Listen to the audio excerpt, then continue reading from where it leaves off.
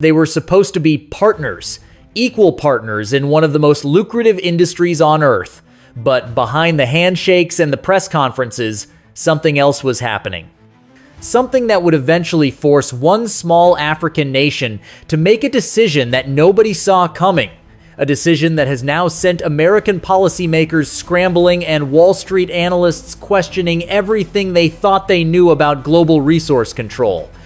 This is the story of how Botswana, a landlocked country most Americans couldn't find on a map, just taught Washington a lesson in sovereignty that will echo across continents for decades to come. And if you think this is just about diamonds, you're missing the bigger picture entirely. Let me take you back to understand how we got here. Botswana sits in southern Africa, surrounded by South Africa, Namibia, Zimbabwe, and Zambia. For most of the 20th century, it was one of the poorest places on the planet. When the British finally left in 1966, Botswana had barely any paved roads, just a handful of university graduates, and an economy that depended almost entirely on cattle. Then something extraordinary happened. They found diamonds. Not just a few scattered stones, but some of the richest diamond deposits ever discovered. Literally overnight, Botswana went from being an afterthought in global economics to sitting on a geological gold mine that would eventually produce over 20% of the world's diamonds by value. Now here's where the story gets interesting, and where most people get the history wrong. A company called De Beers, the same outfit that convinced your grandmother that a diamond engagement ring was essential to marriage, they were already operating in the region. They had the expertise, the global distribution networks, the cutting facilities, the marketing machine. Botswana had the diamonds, but none of the infrastructure, so they struck a deal. De Beers would help develop the mines, and in return, they would get a significant share of the profits.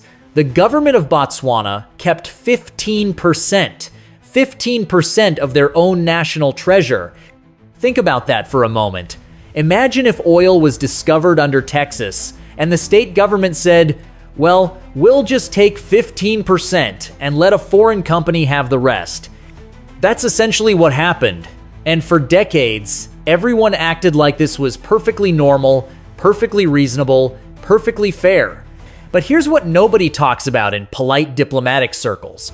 Those diamonds built schools in London and Antwerp and New York. They funded research facilities in Belgium.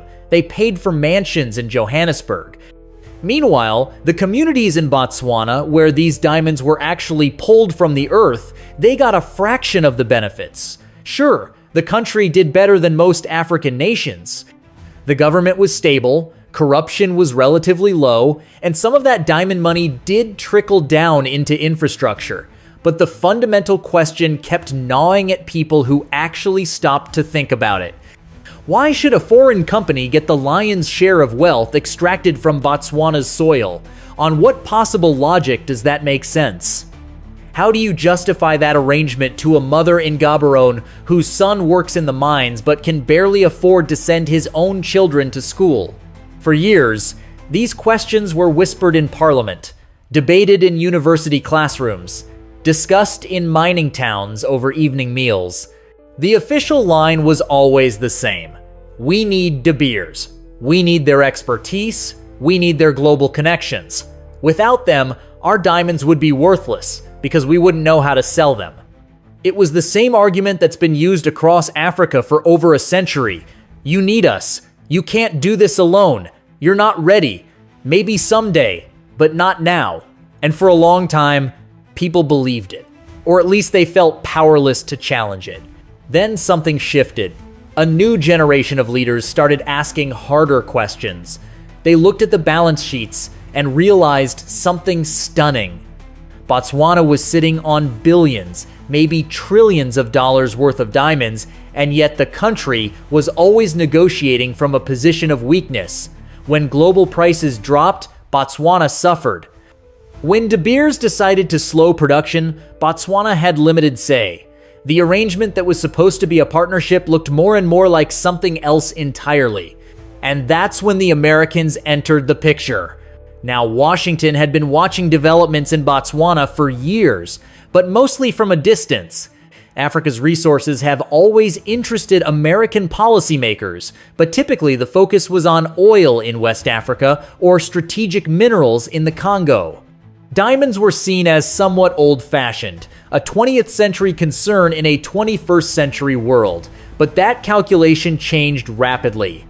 High-grade industrial diamonds are crucial for advanced manufacturing, for cutting tools used in aerospace, for high-precision equipment that American defense contractors need. And beyond the industrial uses, there was the simple matter of market access. If American companies could get a foothold in Botswana's diamond sector, it would mean billions in profits and significant geopolitical leverage in a region where China had been making aggressive moves for over a decade. So a proposal was drafted in Washington. It was elegant, sophisticated, wrapped in the language of partnership and mutual benefit that American diplomats have perfected over generations. The United States would invest billions of dollars in Botswana's diamond infrastructure. They would bring cutting-edge technology, create training programs for young Botswana workers, establish security cooperation to protect mining operations, and promise a new era of shared prosperity. On paper, it looked like exactly what Botswana needed. More investment, more technology, more opportunities. American officials flew to Gaborone confident they were bringing an offer that couldn't be refused. But then something unexpected happened. When Botswana's negotiators actually sat down and read through the proposal, really read through it line by line, they found clauses buried in the technical language that gave them pause, serious pause. The agreement would give American companies significant control over how diamonds were priced, how they were exported, which markets they could be sold in. There were provisions that would lock Botswana into long-term contracts that heavily favored the American side. There were clauses about access to future mining discoveries, essentially giving American firms first rights to deposits that hadn't even been found yet. The more they read, the more it became clear that this wasn't really a partnership at all. It was a transfer of control from one foreign power to another, dressed up in friendlier language. Officials in Botswana's Ministry of Minerals started sounding alarms internally. They had spent the last 20 years trying to renegotiate better terms with De Beers, trying to increase local ownership, trying to ensure more diamond cutting and polishing happened inside Botswana rather than in Europe. They had made progress, slow and frustrating progress, but progress nonetheless. This American deal threatened to undo all of that. It would essentially lock the country into another generation of dependency, just with a different master. Local economists ran the numbers and realized that while the upfront investment looked impressive, the long-term returns would flow primarily to American shareholders, not to Botswana's treasury or its people. Then came the pressure. And this is where the story takes a turn that veteran diplomats found both shocking and entirely predictable. During negotiations, American representatives began pushing Botswana to sign quickly. The message was clear, even when it wasn't stated explicitly. Other countries are interested. China is circling. If you don't move now, this opportunity disappears. Sign now, worry about the details later. Trust us. We're partners. For American negotiators accustomed to dealing with governments that jump at the chance to please Washington, this was standard operating procedure. But Botswana wasn't playing along. The more pressure was applied, the more resistance built up inside the government. Cabinet meetings in Gaborone became intense. Some ministers argued that rejecting American investment was reckless, that the country needed the capital and couldn't afford to alienate Washington. Others countered that accepting these terms would betray everything Botswana had been working toward. The debates went late into the night. What emerged was a fundamental question that went beyond economics. Could Botswana truly call itself independent if it kept allowing foreign powers to dictate the terms of its most valuable resource? The diamonds were in Botswana's ground. They belonged to Botswana's people. And yet here they were again, being told they needed permission, needed guidance, needed foreign control to properly manage their own wealth. Finally, a decision was reached. Botswana would reject the American proposal. Not with hostility, not with anger, but with a simple and powerful statement. We choose local ownership We choose to develop our own capacity. We choose to control our own destiny. When that announcement was made public, the reaction was immediate and intense. In Washington, officials expressed disappointment and confusion. How did this happen? Who lost Botswana? Analysts scrambled to write reports explaining the failure. Some blamed the negotiating team. Others pointed to Chinese influence, though there was little evidence to support that narrative. The simpler truth, that Botswana had simply decided to prioritize its own interests over American interests, seemed almost incomprehensible to a foreign policy establishment used to getting its way. On Wall Street, the diamond markets reacted with volatility. Investors who had positioned themselves for American entry into Botswana's sector suddenly faced unexpected losses. Mining company stocks fluctuated. Industry publications ran worried articles about the future of global diamond supply chains. But in Botswana itself, the mood was entirely different. The rejection was celebrated not as an anti-American gesture, but as an act of self-determination. Radio call-in shows were flooded with listeners expressing pride that their government had stood firm. University students held discussions about what resource sovereignty actually means. Social media lit up with people sharing their hope that this marked a turning point for their country. Make no mistake though, this decision came with real anxiety. Rejecting a superpower has consequences, and everyone in Botswana knew it. Would American aid be reduced? Would diplomatic relations suffer? Would there be subtle retaliation through international financial institutions?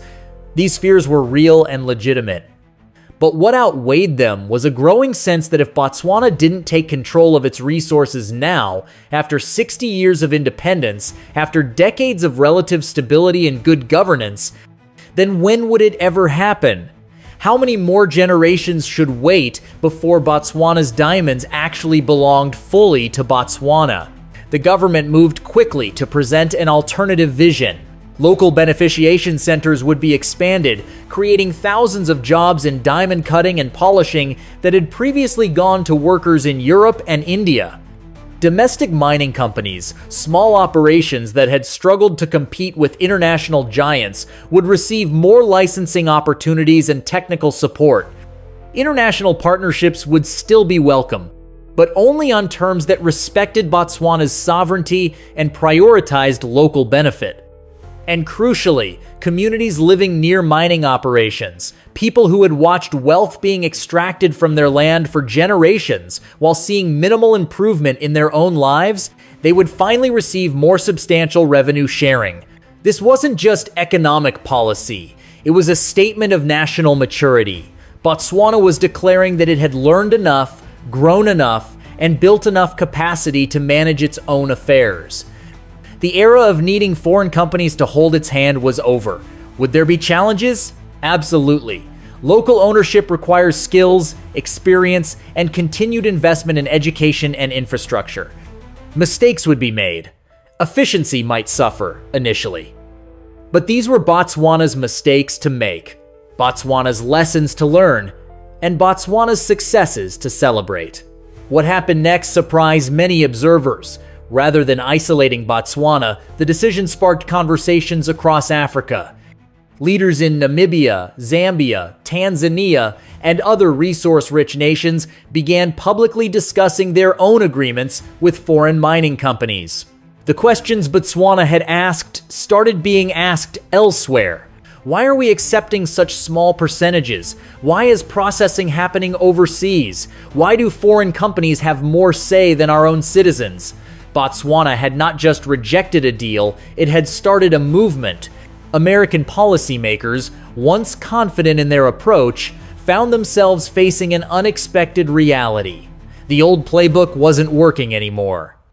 African nations were more sophisticated, more confident, and more willing to walk away from arrangements that didn't serve their interests. This wasn't hostility toward America specifically. It was simply a recognition that true development cannot be built on dependency. And while this realization was uncomfortable for those accustomed to dominating negotiations, it represented something healthier and more sustainable for the long term. Today, Botswana stands at a crossroads of its own making. The diamonds are still there, still valuable, still capable of funding the country's development for generations. But now, the question is not who will extract them, but how Botswana will manage that extraction for maximum national benefit. The path forward requires continued investment in education so that Botswana's young people can fill technical roles currently held by expatriates. It requires transparent governance to ensure diamond revenues benefit citizens rather than enriching a corrupt elite. It requires building relationships with international partners who respect Botswana as an equal rather than a subordinate. This story matters far beyond one country's diamond industry. It represents a fundamental shift in how former colonies engage with former colonial powers and with new powers seeking influence. For too long, the assumption was that Africa needed the West more than the West needed Africa. But as the world's appetite for resources grows, as climate change and geopolitics reshape global supply chains, African nations are realizing they hold more leverage than they've been told. They have what the world needs, and they're increasingly unwilling to hand it over on disadvantageous terms simply because that's how things have always been done. Botswana's rejection of the American diamond deal was not an act of defiance, it was an act of maturity. It was a nation calmly and confidently asserting that its resources belong first to its people and that any arrangement must reflect that fundamental truth. The world is still adjusting to this new reality, but the message has been sent clearly. Africa's next chapter will be written by Africans, on African terms, for African benefit. And anyone, whether in Washington or Beijing or London, who wants to be part of that story will need to come as genuine partners, not as masters, expecting continued deference. That's the real lesson here, and it's one that will reshape global economics for decades to come.